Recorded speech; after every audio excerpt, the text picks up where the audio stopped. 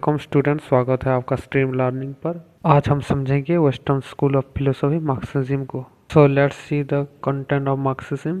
So they are concept of Marxism, Karl Marx, exponent, conflict theory, concept of socialism, types of education, branches of philosophy, curriculum, methods of teaching, role of teacher, student, discipline, and conclusion. So Marxism is a Western school of philosophy which deal with social, political, and economical issues. Marxism generally refers to the idea of German philosopher Karl Marx, but Marxism does not mean exclusively the idea of Marx.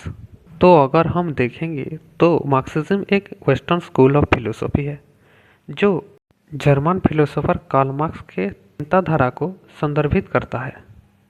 पर Marxism Karl marks के साथ उनके supporters और कुछ अलग philosopher के चिंताधाराओं को लेकर बनी है।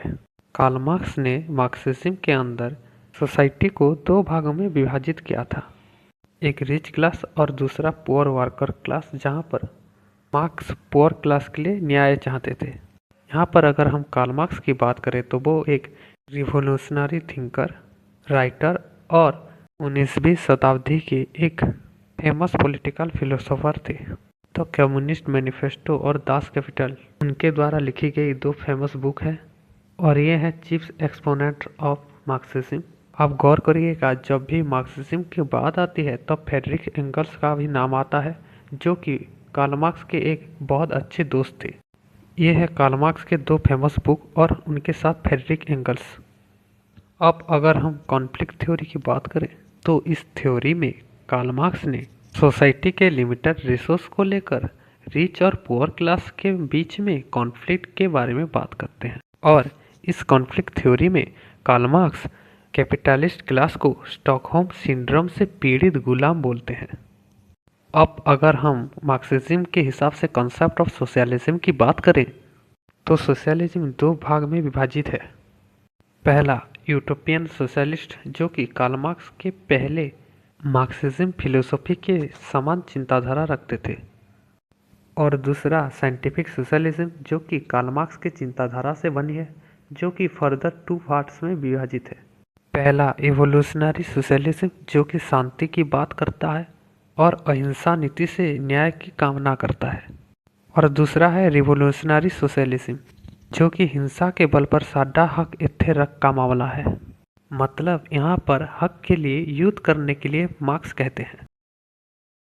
तो यह है aims of education according to Marxism, to create a classless society, to improve economics condition of poor, universal and free education etcetera.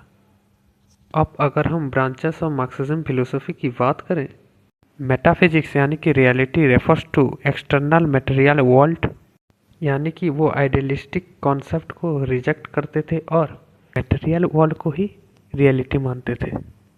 और एपिस्टेमोलॉजी की बात करें तो वो साइंटिफिक नॉलेज के ऊपर विश्वास करते थे और साइंटिफिक मेथड से उनको एक्वायर करने की कोशिश करते थे। अब अगर हम एक्सियोलॉजी की बात करें तो वो क्लासलेस सोसाइटी और इक्वल ट्रीटमेंट के बारे में बात करते थे। अब चलते हैं करिकुलम पर।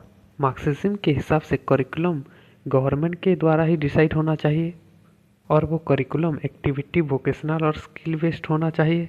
टेक्निकल, एग्रीकल्चरल, फिजिकल एजुकेशन के साथ साथ कुछ अदर सब्जेक्ट भी होना चाहिए, जैसा कि आप स्क्रीन पर देख पा रहे हैं। फिर यहाँ पर आप मेथड्स ऑफ टीचिंग्स देख सकते हैं।